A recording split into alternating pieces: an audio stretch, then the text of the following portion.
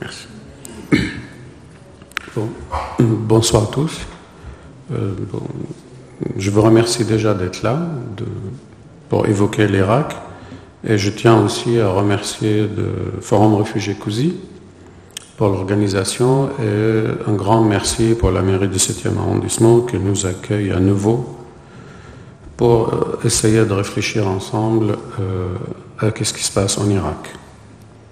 Comme vous le voyez dans le titre de cette conférence, ça fait 30 ans qu'on entend parler de l'Irak.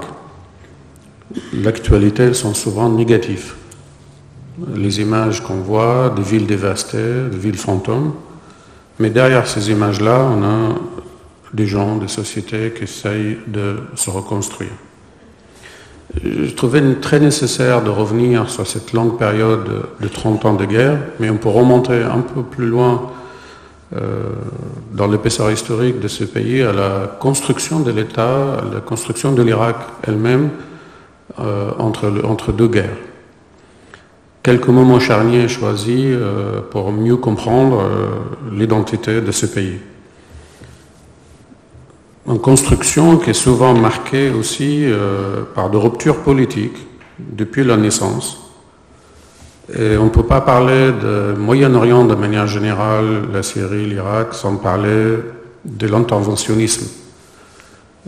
Comme culture politique qui est marquée aussi dans ce parti du monde, interventionnisme par un acteur local qui va demander l'intervention d'un pays étranger ou régional, ou un interventionnisme tout court d'une grande puissance qui va trouver un pied d'échec dans l'enjeu géopolitique de moment, dans le contexte historique.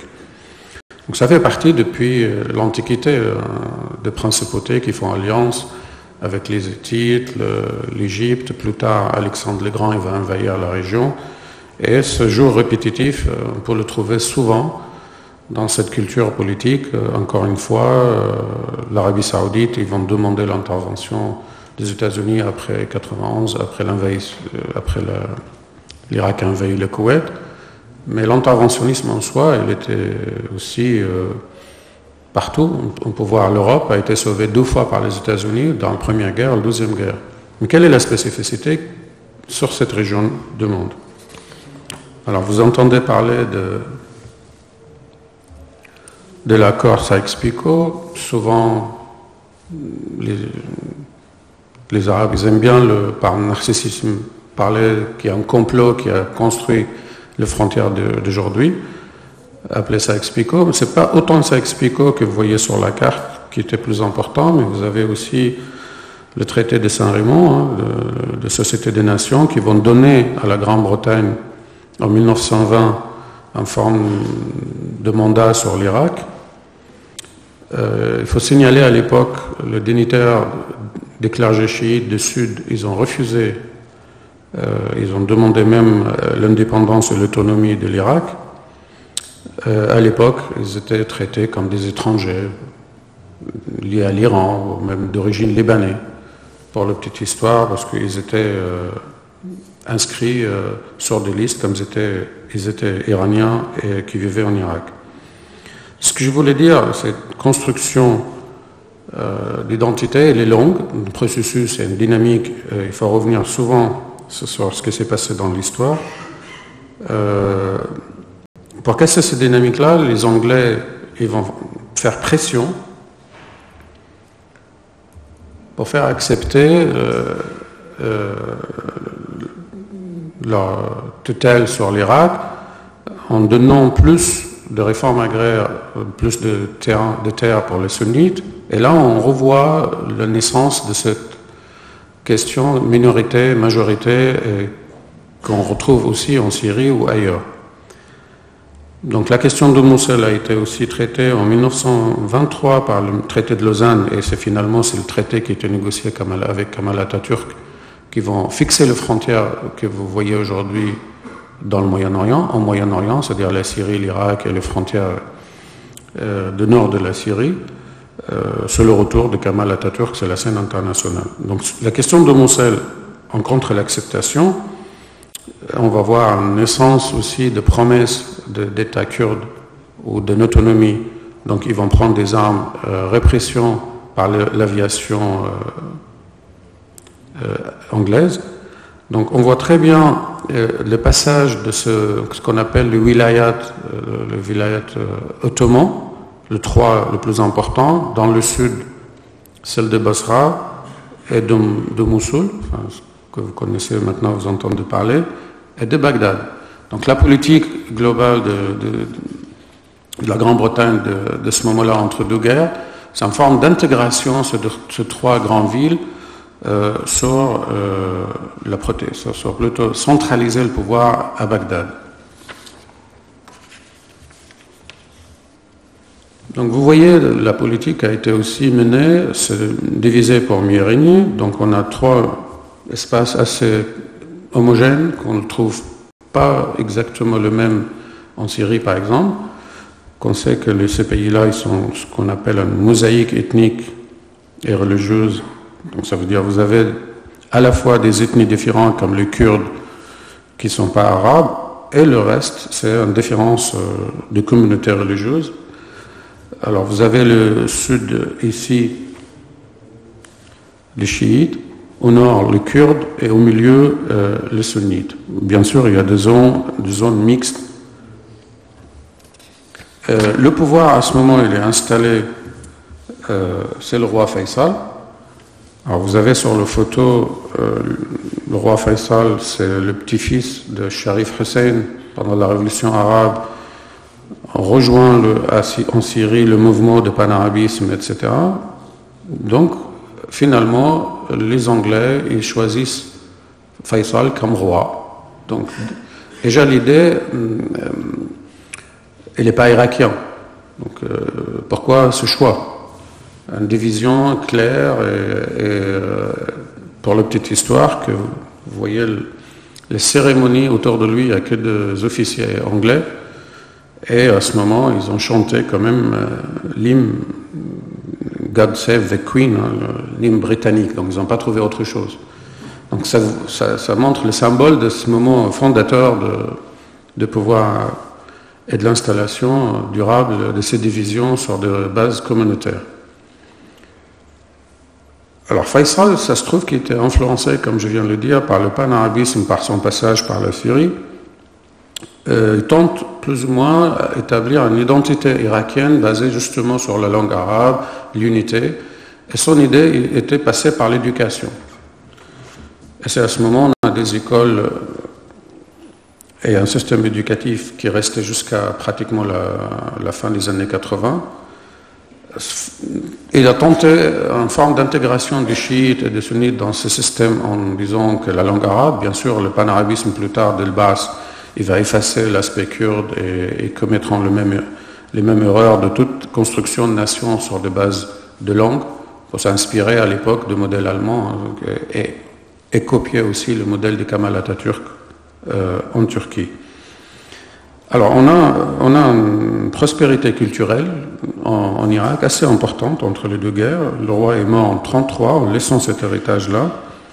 Et mon père, il me racontait souvent le proverbe arabe qui est connu aujourd'hui, qu'à l'époque, l'Égypte écrit, le Liban publie et l'Irak lit. Donc vous voyez le processus de ce qu'il appelle Hamda Batato, un écrivain irakien qui a beaucoup travaillé sur l'Irak, en forme de changement vers une identité plutôt rassembleur sur un moment fondateur, des idées de citoyenneté, quelques partis de tendance laïque, et les communistes, ils ont gagné les minorités. Les minorités, par exemple, Khaled Bagdash en Syrie, il est kurde, donc les chiites en Irak, ils sont massivement rentrés dans le parti communiste. Donc on voit ce germe d'une première identité qui est non confessionnelle, mais il y a aussi le tribut qui est en forme de ce qu'il appelle lui une identité hybride. Donc on a en veille quelque chose qui n'est pas encore fini, on n'a pas tourné la page de tribus, de divisions sur des bases communautaires. Il va réapparaître dans des moments de crise, dans des moments de guerre, et on verra pour la suite. Donc cette période entre deux guerres, elle est colorée par cette domination anglaise. Les Anglais, ils ont négocié la route de l'Inde, hein. Ils sont présents à partir de Malte, l'Égypte, la Jordanie, le pays de Golfe, l'Irak, l'Iran, et ils ne négocient pas sur ce trajet-là aucune influence à notre puissance qu'est la Russie ou plus tard les Américains. Je ne peux pas m'étaler sur longue histoire de la construction, le royaume, plusieurs coups d'État, l'arrivée aux bases, qui est discours populiste, nationalisme arabe, nécessite globalement un réécrit une identité qu'on appelle imaginaire, hein, c'est la définition de Benedict Anderson, retrouver des éléments dans l'histoire, fédérer, et donc on va oublier la question de minorités comme les Kurdes, mais pour résumer l'expérience d'un parti unique, ça ressemble à ce qu'on peut trouver en ex-Yougoslavie avec Tito, Ceausescu ou ailleurs. Centralisation, un État fort, autoritaire. Il y a des réformes, certes, réformes agraires, éducation, industrialisation, on s'inspirait du modèle de Nasser par exemple. Sur long terme, reste un État rentier, basé uniquement sur le pétrole, une économie très peu diversifiée, ça engendre sur longue période d'exercice de pouvoir en forme de clientélisme et de corruption. L'arrivée de Saddam Hussein 10 ans après va accentuer l'autorité, va engendrer autour de lui toute communauté confondue, chiites, sunnites, chrétiens, toute communauté confondue vont profiter d'un système de corruption. On peut trouver exactement le même modèle qu'on appellera plus tard pour les chercheurs et pour nos étudiants de Sciences Po ici, ils connaissent le terme de patrimonial. Donc, basé sur un État entier, vous avez une alliance entre un système qui se réduit plus autour de la famille et les gens extrêmement autour du pouvoir. Donc, Saddam Hussein, comme le reste des chefs arabes, que ce soit Kadhafi ou Kadhafi et Moubarak et Assad, ils pensent à l'héritage, laisser le pays à leurs enfants. Donc, il déclenche tout de suite, pratiquement un an après son arrivée au pouvoir, une guerre contre l'Iran. Et voilà, on revient sur cette idée de ce qu'on appelle les guerres de Golfe. La première guerre de Golfe pour l'Occident ici, c'est le Koweït. Alors pour les gens du Moyen-Orient, ce qu'on appelle la première guerre de Golfe, c'est plutôt entre l'Iran et l'Irak qui a duré de 80 à 88. Alors, cette guerre a été déclenchée sur des désaccords frontaliers. Le prétexte de Saddam Hussein, c'est lié à une zone qui s'appelle Arabistan et Kazakhstan pour les Iraniens. Il y a une minorité arabe là-bas et surtout riche de pétrole. Donc ils pensent avec le moment où l'Iran, elle passe, la révolution iranienne, elle est déstabilisée et c'était un moment pour lui propice à récupérer ou en tout cas provoquer cette guerre. Et comme d'autres qui ont fait les mêmes expériences, une bonne guerre, ça construit une nation. Tilly, il a travaillé sur un ouvrage assez important, War Making, Nation Making. C'est-à-dire, à ce moment-là, on peut vendre l'idée d'une nation soudée autour d'une guerre et qui le permet d'avoir le main libre pour la suite. Donc, bien sûr, pour la petite histoire, Khomeini lui-même, qui était en Iran, qui venait d'arriver, ça l'arrangeait aussi, écrasé. On ne peut pas parler de l'Irak sans parler de l'Iran et de la Syrie. Vous verrez qu'il y a un effacement et un dossier qui devient pratiquement complexe et complet. Et qu'il était lui-même, le Khomeini, entre 64 et 78, réfugié politique à Najaf. Après, il va passer un an et demi en France. Et à son arrivée, il déclenche la révolution iranienne et l'installation de la République islamique. Il donnera un modèle pour les islamistes plus tard, que c'est possible d'installer une république. Encore une fois, que l'Occident, ils ont soutenu massivement Saddam Hussein. Il a utilisé l'arme chimique pratiquement souvent contre les Iraniens, mais contre les Kurdes. Et c'est connu, Halabja, et les dates, ils sont célèbres. Il est soutenu par l'Occident pour plusieurs raisons. Et les pays de Golfe aussi, avoir peur de l'exportation de la révolution iranienne. Je pense pas du tout pour un gré de lecture sunnite chiite. Je pense plutôt en forme de domination, d'influence, parce qu'à l'époque de Shah, il y avait collaboration avec l'Arabie Saoudite et il ne se cachait pas l'appétit pour les îles ou le pétrole dans cette région. Mais je le vois plutôt par une forme d'influence et de domination de pays qu'un axe chiite sunnite. Donc pour les détails de cette période de guerre de Golfe, assez désastreuse pour les deux pays, 1 million de morts. Parce qu'on voit un enjeu assez révélateur de la géopolitique pendant la guerre froide. On donne des armes à un parti et à partir du moment où on sent qu'il est affaibli, on va rééquilibrer.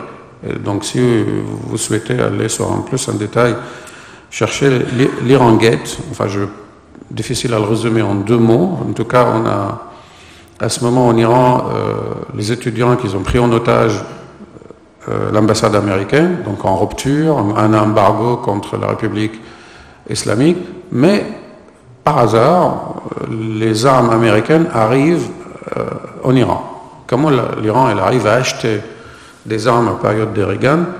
Il y a un passage assez compliqué par un financement de vente des armes à Nicaragua contre Ortega qui était communiste. Enfin, voilà, une affaire qui a déclenché ce qu'on appelait l'Irangate. Donc vous voyez très bien la complexité de la lecture en disant c'était un combat contre un système laïque et les islamistes qui arrivent au pouvoir en Iran et une guerre confessionnelle. Alors, bien sûr, ce qui nous intéresse, c'est l'impact. Chaque fois qu'on trouve une première guerre, on a un premier exode, on se retrouve avec des milliers de personnes déplacées entre les deux frontières. Parfois, vous avez des Iraniens comme le Mujahideen Khalq qui vont, je ne sais pas comment ça se prononce exactement, mais en tout cas, ils vont se retrouver refuge en Irak et l'inverse. Certains Irakiens qui vont trouver refuge en Iran, même si c'est un pays en guerre avec le régime, et des pays autour toujours, la Jordanie, la Syrie, et parfois même le Koweït et l'Arabie Saoudite. Donc ce qui nous intéresse souvent, l'impact sur la société, est qu'on arrive à la fin de la première guerre de Golfe, Saddam Hussein étranglé par le baisse de cours de pétrole. Et va demander à des pays comme l'Arabie Saoudite et le Koweït le soutenir. Donc il pense, lui, qu'il a fait la guerre à leur place et ils doivent payer pour reconstruire le pays. Et la facture était très élevée, donc il décide d'envahir le Koweït. Il n'y a pas eu de réponse à ses attentes, d'augmenter le prix du pétrole.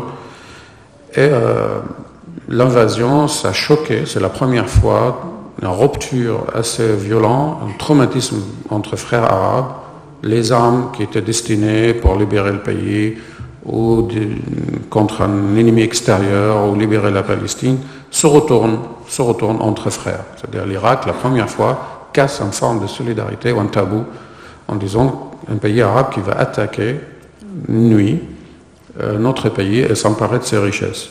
Alors bien sûr, il y a la question du pétrole, il y a la question aussi de piller. Et Saddam Hussein avance l'argument, le Koweït, ça fait partie de l'Irak. C'est une continuité, il en avait besoin accès au Golfe pour le transfert et pour le transport de pétrole. La rue arabe, certains qui étaient plutôt pro-Saddam dans l'idée, on aimerait bien qu'il fait le boulot, qu'il finisse avec le royaume d'Arabie Saoudite et qu'il continue l'invasion jusqu'à Riyad. C'est quelque chose qu'on a entendu certains intellectuels arabes à l'époque en disant il aurait bien, enfin c'était mieux que s'il finit le travail et aller plus loin. Il va tenter de manière extrêmement populiste d'envoyer quelques missiles qui sont tombés sur le nord de l'Israël sans aucun dégât pour la rue arabe en disant c'est les derniers résistants qui résistent à l'impérialisme américain et en frappant Israël. On arrive avec la résolution 687, demande non seulement le retrait, donc le Koweït est libéré très rapidement par les Américains, en coalition de 28 pays. Et c'est à ce moment qu'on demande à d'autres pays arabes intégrés pour justifier et donner une forme de légitimité. Donc Bush père va déclencher la guerre, et l'Égypte, la Syrie, pour une fois, qui vont revenir sur la scène internationale, surtout la Syrie, qui était aussi sur un embargo des années 80, en donnant à Hafez al-Assad le Liban, et symboliquement sa présence était importante.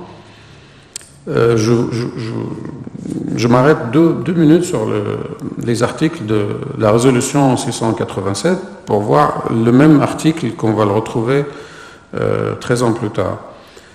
Donc, reconnaissance des frontières du Koweït, l'observation de l'Irak par des commissions d'observation permanentes autour de ces armes de destruction massive, le dossier aussi de bombes atomiques, etc., et qu'ils arrêtera le régime de Saddam Hussein soutenir des terroristes. La veille, ça c'est quelque chose que j'avais regardé et j'étais étonné, la veille le déclenchement de la guerre en 91, on trouve dans les rues de Bagdad Abu Nidal, c'est un Palestinien qui avait un groupe connu à l'époque, qualifié par le monde de terroriste, sans rentrer dans la légitimité. En tout cas, il se retrouvait mort dans les rues de Bagdad, qui tourne la page de ce financement d'abriter certains groupes. Alors, cette période de 10 ans, pratiquement jusqu'à 2003, 11-13 ans, alors on laisse Saddam Hussein au pouvoir. On verra une question assez importante. Pourquoi ils l'ont laissé? Mais cette période d'embargo, on devrait revenir de manière plus scientifique et plus détaillée, des études sérieuses sur l'impact sur la société irakienne. Tous nos amis irakiens nous disent qu'ils ont plus souffert de cet embargo inefficace, parce que le régime, c'est plutôt la société, les citoyens qui ont payé le prix très cher. Et à ce moment, les Irakiens nous disent qu'ils ont souffert plus que les guerres avec l'Iran, plus que les guerres elles-mêmes, parce que pendant cette période longue, ils se sont livrés à eux-mêmes dans une économie parallèle, économie liée à la guerre, de survie. Économie, je l'appelle avec cannibalisme, parce qu'il fallait nourrir les enfants, corruption qui se développe, inflation, pauvreté. Et on a perdu cette spécificité de l'Irak, un centre de culture du monde arabe, encore une production culturelle et scientifique. Donc le régime, il va développer aussi, par une autre résolution, c'est celle de 688, on a accordé pour des raisons humanitaires, et l'Occident, il achète sans conscience, qui commence, l'opinion publique, on aura pu leur dire, mais comme il y a des enfants qui sont en train de mourir en Irak à cause de l'embargo, on laisse pétrole contre nourriture. Et c'est à ce moment où le régime Assad qui va aider à passer certaines marchandises contre le pétrole et casser l'embargo.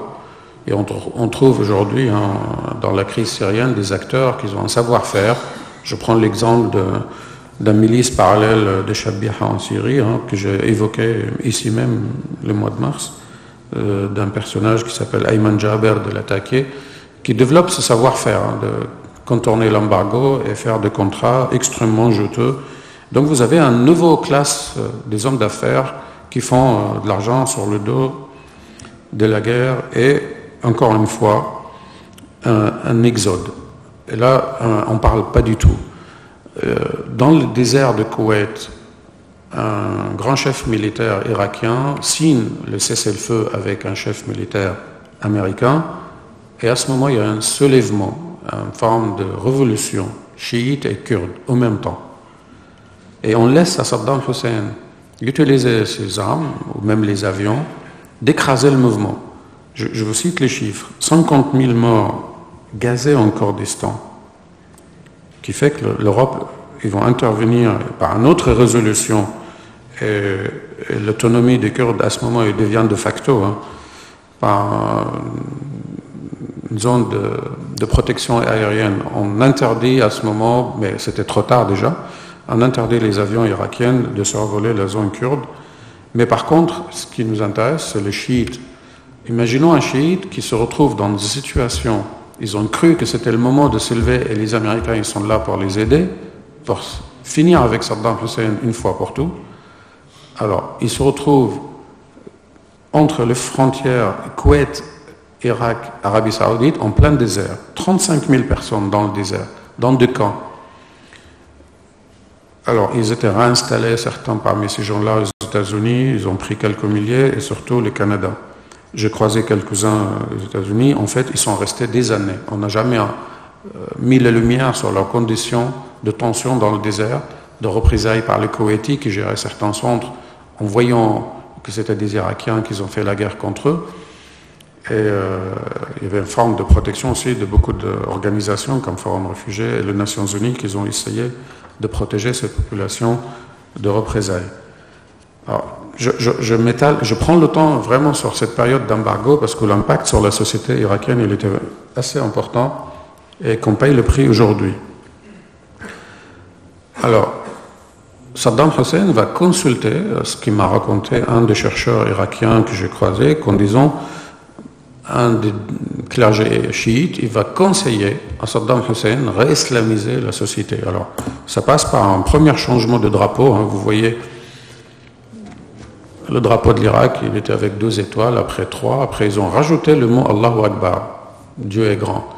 Donc, vous avez des régimes comme Saddam Hussein, et il peut jouer qu'il était lui-même le roi Nabucodonosor qui de l'Antiquité. En même temps, il était laïque, mais en même temps, il peut devenir lui-même, ça dépend du contexte et l'époque, un protecteur de la religion et même un défenseur. Alors, vous voyez, ce genre de régime, il s'adapte pour rester au pouvoir avec tous les outils disponibles, que ce soit un discours contradictoire. Donc, Saddam Hussein, il va laisser le social aux mosquées, que ce soit sunnite ou chiite, et c'est à ce moment on a l'Iran qui va essayer de retravailler la communauté chiite de la même manière qu'ils ont travaillé la communauté chiite au Liban avec la création de Hezbollah, mais avec, je dirais pas au même succès. C'est très, très différent. Je dirais cette fin de guerre qui a refait émerger l'Iran, parce que, rappelez-vous aussi, il y avait au même moment une guerre qui se redéclenche en Afghanistan. Donc l'affaiblissement de l'Afghanistan et l'Irak a refait surface pour l'Iran émerger son puissance régionale. Et comme je disais tout à l'heure, j'ai posé les questions souvent à mes étudiants, une question à 1 000 €, est-ce que vous avez la réponse? Pourquoi ils n'ont jamais décidé, les Américains, finir avec Saddam Hussein à ce moment-là? Alors, j'ai regardé les arguments avancés, j'ai essayé de les détailler par la production de think tanks américains qui conseillaient à l'époque, je cite, il n'y a pas d'alternative à Saddam Hussein, la société n'est pas encore prête, donc c'est une bonne dictature qui tient la société, c'est un discours qu'on a entendu sur Assad ou Moubarak, etc. En même temps, ils nous disent, vous êtes naïfs, la démocratisation, c'est un processus long. Elle dure 1 décennie ou 2. Donc, on ne peut pas déclencher quelque chose très rapide. En même temps, ils disaient une intervention de ce genre de type aura peut-être mis en cause certaines alliances, une alliance entre les États-Unis et certains pays arabes. L'Arabie Saoudite, bien sûr, et le retour, comme je disais tout à l'heure, de la Syrie sur la scène internationale. Bon, la rue arabe, il était légèrement pro-Saddam Hussein parce qu'on pensait qu'il y avait une forme d'acharnement contre le peuple. Donc lui, il faisait unité avec la nation et même des régimes arabes qui ressemblent quand même à la structure de l'Irak, ils ont eu peur de ce déclenchement de processus de démocratisation dans ces régions. Alors, on peut retrouver la même logique aujourd'hui. On entend sur Bachar al-Assad le même argument, il fallait laisser sur place, mais il faut surtout l'empêcher de nuire à ses voisins. Ce qu'on disait sur Saddam Hussein à l'époque. De l'affaiblir à tel point qu'il reste avec des problèmes structurels qui sont difficiles à résoudre. Donc il reste au pouvoir. Mais sur le même argument, les États-Unis, en 2003, ils ne vont pas se rappeler eux-mêmes qu'ils étaient contre cette intervention. Pour la même chose, ils vont dire, mais finalement, on peut déclencher une guerre préventive. On a le 11 septembre, où les États-Unis, contre le terrorisme, les Qaïda dans le monde, ils vont inventer des preuves, on sait aujourd'hui qu'ils n'existent pas, qu'il y a un lien entre Saddam Hussein et Al-Qaïda, et dans le célèbre discours de Colin Powell que vous connaissez, qui montre les preuves par un document appui fabriqué par son service, soit aucun fondement. Les services français, ils avaient des satellites, ils ont pris les mêmes photos au même moment, il n'y a pas de bâtiments, ni des avions. Enfin voilà, il n'y a pas d'armes de destruction massive. Donc sur ces deux arguments, en disant Saddam Hussein c'est un danger pour le monde, c'est mieux de se débarrasser d'une dictature, et ils vont tracer un axe de mal en mettant l'Iran et certains régimes, Saddam Hussein bien sûr, et le système ancien, le Bachar al-Assad, le régime. Surtout, il faut rappeler que cette guerre a été déclenchée quand même par une idéologie de Faucon, de conservateurs américains qui arrivent sur une idée que les États-Unis, il a un rôle dans le monde. Elle a un rôle, par interventionnisme, par la force, installer des démocraties, où ils étaient vraiment convaincus, et on va voir une forme d'ajustement et un virage. Donc le monde, il va se couper en deux. Et accrochez-vous, j'ai encore 30 pages. Non, je vais essayer de faire court. C'est des épisodes connus, mais j'estimais le retour sur cette période assez important pour faire rappeler les gens qui n'ont pas vécu ça. Nous, on a grandi avec ces débats de manière permanente et on a l'impression que ça revient tous les 10-15 ans. Donc il y a deux camps qui se posent, deux camps. Une, on appelle les pacifistes, l'Allemagne, la France, vous vous rappelez du fameux discours de Villepin à l'Assemblée nationale, où il parle de la vieille Europe qui qualifiait cette intervention d'illégale, et les pays interventionnistes comme la Grande-Bretagne, Tony Blair qui a rejoint les États-Unis, il reconnaissait 15 ans plus tard que c'était une erreur, qu'il n'aurait pas dû aller faire la guerre en Irak, mais il y a eu entre-temps 1,5 million de morts. Voilà une forme d'humiliation permanente, j'aurai peut-être l'occasion de développer. Donc vous voyez les arguments, je ne m'étale pas, le camp des pacifistes, ils disent on ne peut pas déstabiliser une région comme ça, et d'ailleurs on a inspecté pendant 15 ans, on n'a rien trouvé, c'était ça l'argument, en disant si vous voulez renforcer l'inspection au cas où vous avez vraiment de la preuve, laissons le temps pour les inspecteurs, au moins 6 mois, 1 an. Après, si vous trouvez qu'il y avait vraiment des armes de destruction massive, on vous rejoindra. Mais ils savaient très bien qu'il n'y avait aucun fondement de ce genre d'argument. Aussi développer l'argument que la démocratisation, on ne peut pas l'installer sur des chars américains par la force. Et l'Europe, globalement, le monde, on est sur cette période des 90 à la fin d'une époque. On a tourné la page de la guerre froide. L'effondrement du bloc de l'Est, l'effondrement aussi, le chute de mort de Berlin. On n'a plus le code de la guerre froide. Le monde des géopolitiques à ce moment, il est complètement décodé. On n'arrive plus à la lecture. Les États-Unis, par la mondialisation, par la force, ils disaient que c'était la fin de l'histoire. C'est apparu comme le seul puissance. Hubert Védrine, ils en parlent souvent sur cette hyperpuissance américaine qu'elle devrait prendre en compte les pays émergents et rééquilibrer. Alors l'objectif pour les Américains, c'est supprimer Al-Qaïda. Donc en prononçant en fait dans le discours de Colin Powell, prononçant le nom de Zarqawi 16 fois, cet homme, ce monsieur, ce terroriste, qui était d'origine jordanienne, délinquant, il a fait de la prison plusieurs fois en Jordanie, il va devenir un acteur principal, en disant que si les États-Unis s'intéressent à moi, même Ben Laden, à l'époque, il pensait que c'était pas vraiment nécessaire de l'envoyer, et il devient un acteur important. Je dirais un mot autour de ça. Mais l'idée aussi une vision développée par Condoleezza Rice, qui était le premier secrétaire de Bush, sur une vision qui s'appelait à l'époque le Grand Moyen-Orient, avec l'idée, si on fait tomber une première dictature, avec un effet de domino, les autres ils vont tomber. Et en fait, le désordre qui va être créatif. On verra, on met le pareil, et autour de ça, il y aura une création de quelque chose derrière. Mais aussi un mot sur l'opposition irakienne et la société irakienne. Même il y avait un refus de l'interventionnisme pour une grande majorité, mais l'opposition irakienne, qui en a beaucoup souffert, des arrestations, on connaît quand même le caractère dictatorial de ce régime, assez dur. Certains de l'opposition, ils étaient pour ils donnaient leur forme de légitimité, ils étaient pour l'intervention. Et à ce moment, on se rappelle même un débat interne entre intellectuels arabes qui étaient pour ou contre, en disant, est-ce que vous préférez les régimes chez vous, ou est-ce que vous préférez les Américains qui vont vous débarrasser? Et ce débat a touché la Syrie, a touché le monde arabe, c'était très violent. Les papiers, l'encre a coulé, ils ont écrit beaucoup autour de ça.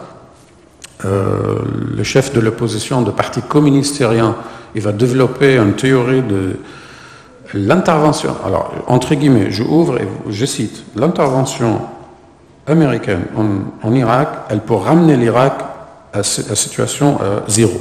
C'est-à-dire, elle le ramène de moins 1000 à zéro, c'est mieux que rien. Et on trouve la même réaction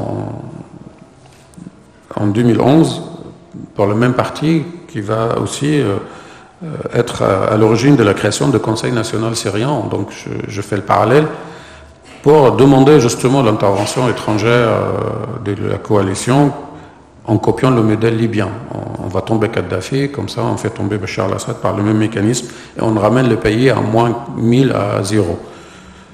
Donc c'est là où on a la responsabilité aussi de certains acteurs de la société importants à le souligner. Alors, la période 2003 jusqu'à aujourd'hui, quand même, est marquée par un manque de connaissance de la société irakienne par les Américains. Les Américains, ils connaissent absolument pas le monde arabe. Pas de culture de chercheurs, de centres, de groupes de recherche, ou de présence même. Ils ne connaissent pas du tout. Ils partent sur vaguement une vision qu'il y a des chiites, il y a des sunnites, il y a des kurdes. Donc il fallait recouper ce pays-là sur une question peut-être fédérale. Pourquoi pas repenser le système politique. Donc ils vont commettre ce que j'appelais ici, enfin connu aujourd'hui dans la littérature, la politique de Bremer. Lui, il était chargé de reconstruction de l'Irak. Il va commettre une erreur successive. Par le premier, il va licencier l'armée d'entrée, d'un jour. Il liquide l'État. Il n'y a plus d'État, il n'y a plus d'État central.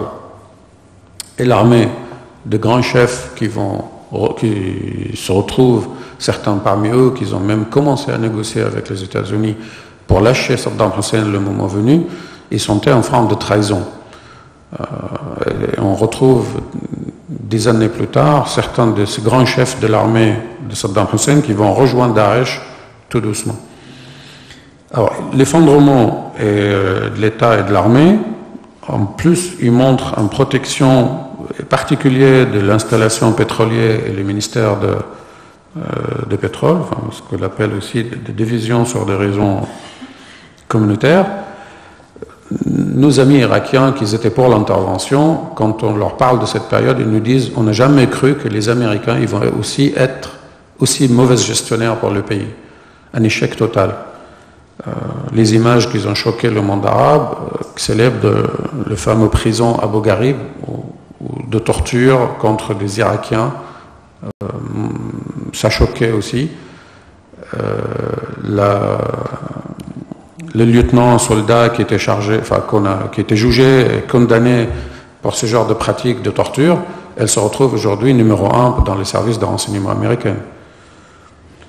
Donc c'est pour la petite histoire. La politique de remodeler pour une fédération où le pouvoir elle est censé revenir à la majorité.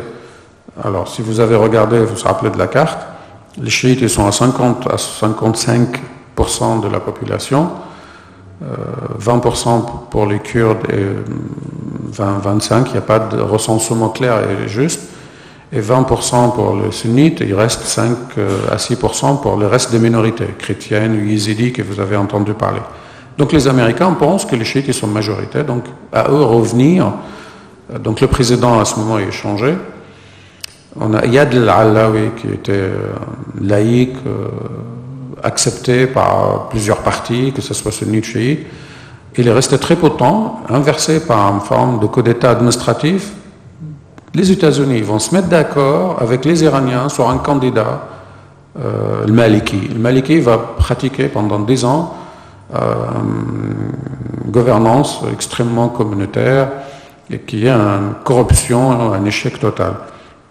Donc, écarter les sunnites de cette manière-là, de la processus politique et de l'intégration, une forme d'humiliation et sentir aussi complètement lâché, ils ont tenté ce qu'ils appellent, enfin revenir d'abord sur ce qu'on appelle le sahwa, revenir sur une solidarité de tribus,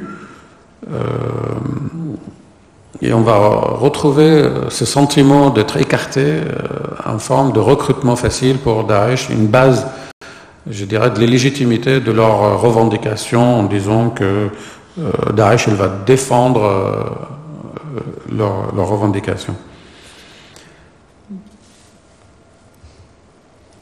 Donc, on arrive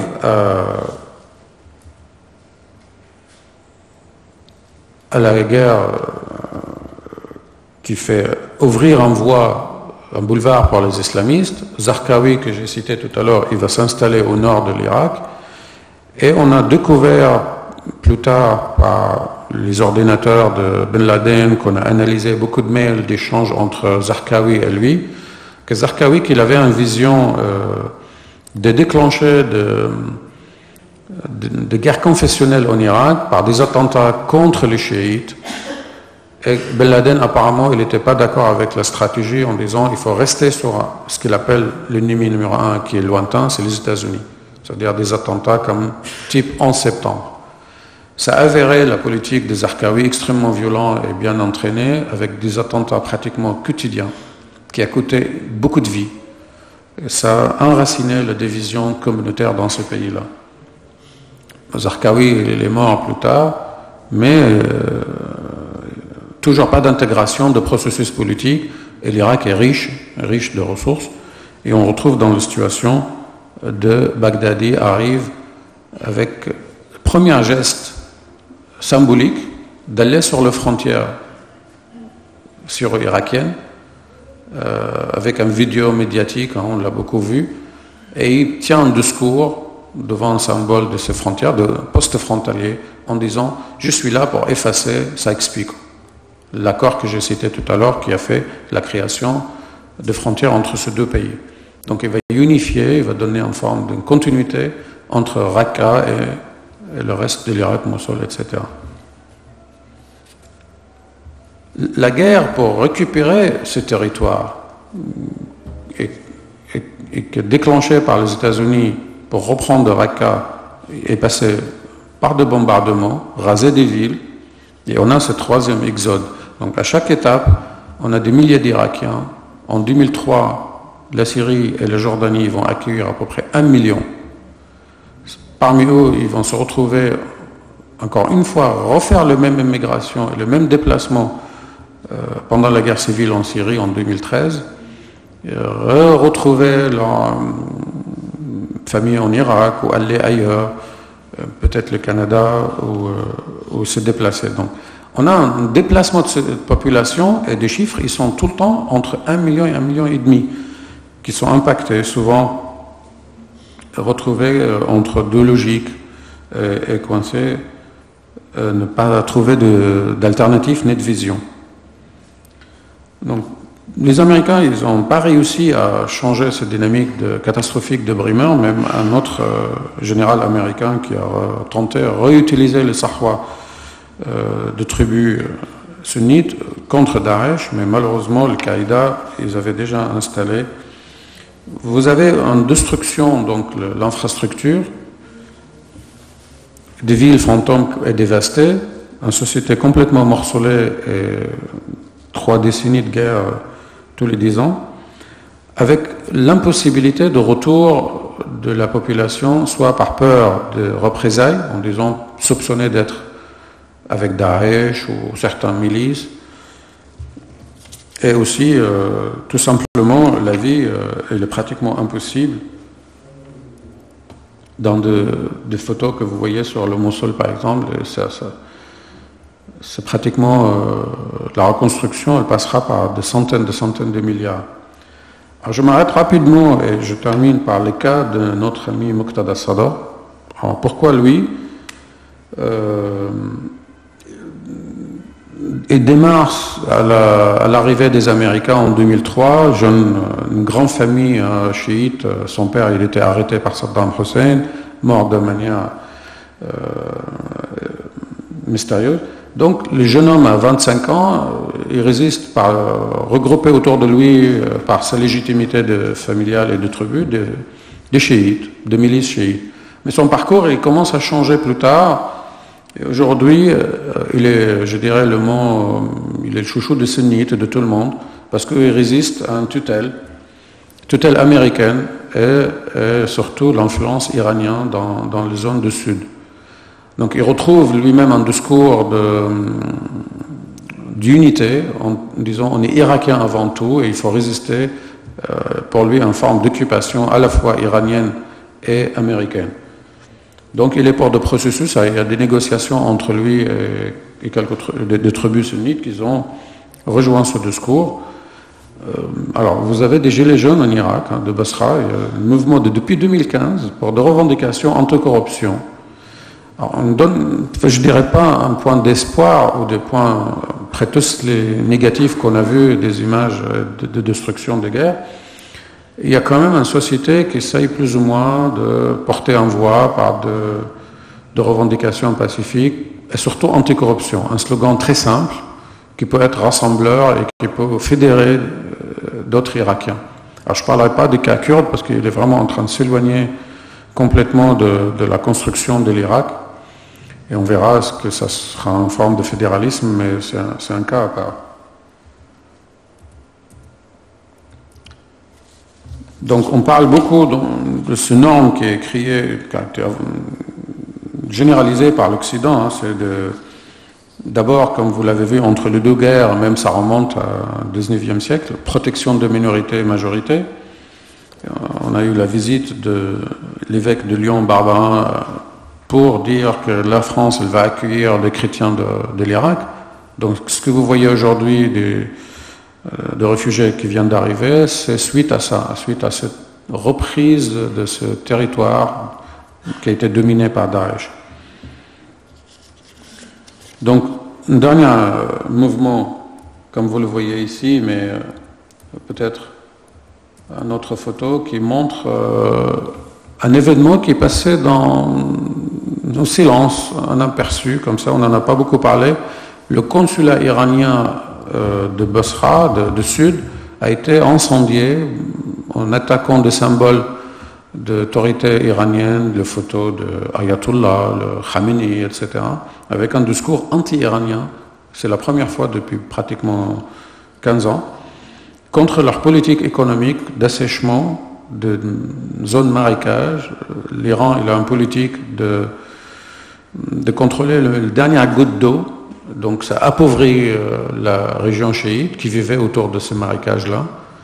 Et en plus, cet appauvrissement, ça a donné un couleur de recrutement pour des milices sur des bases confessionnelles.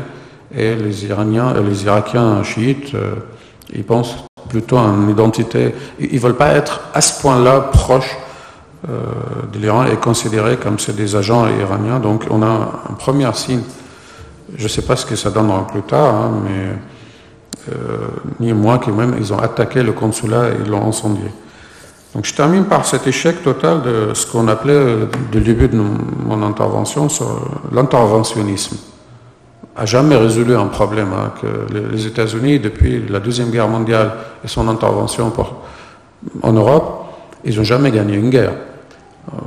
Ni dans le Vietnam, ça ne veut pas dire la puissance américaine qui dépense quand même 600 milliards pour développer l'armée américaine, qui est très très loin des Russes et des Chinois, même les Européens. Je ne crois pas qu'il y a un déclin. Ils sont encore très puissants, mais peut-être un déclin de leur efficacité, de leur puissance, et qu'on voit une division au sein de l'administration américaine entre démocrates et républicains. Et on a mal interprété ou mal compris, ou peut-être je suis le seul à défendre le bilan d'Obama. Peut-être ça va pas plaire à nos amis syriens qui attendaient son intervention en 2013. Mais il avait une doctrine claire, l'interventionnisme, il ne réglera pas de problème. Son discours au Caire, il s'adresse à la population arabe, les jeunes arabes, aux Iraniens, en disant les États-Unis, elle va tourner la page, il y aura une forme plus de solidarité que lieu que ce soit une domination.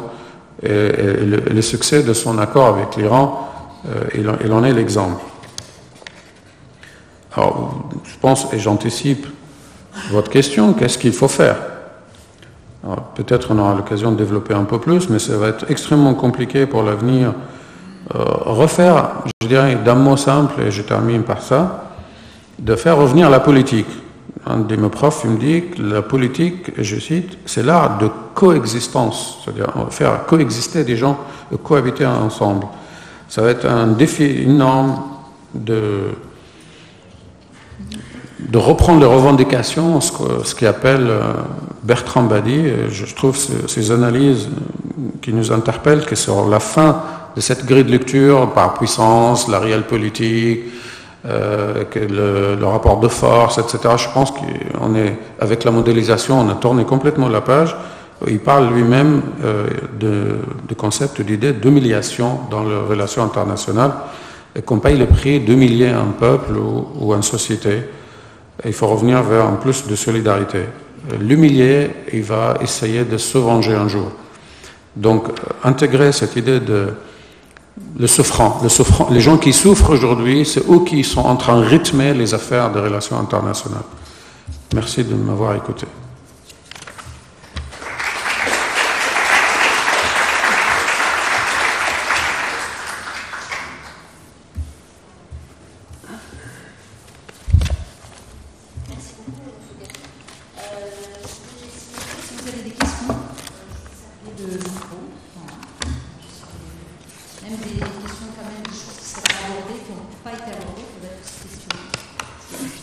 J'espère.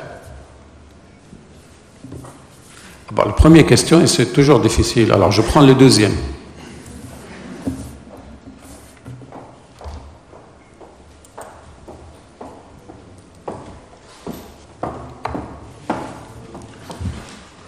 Merci.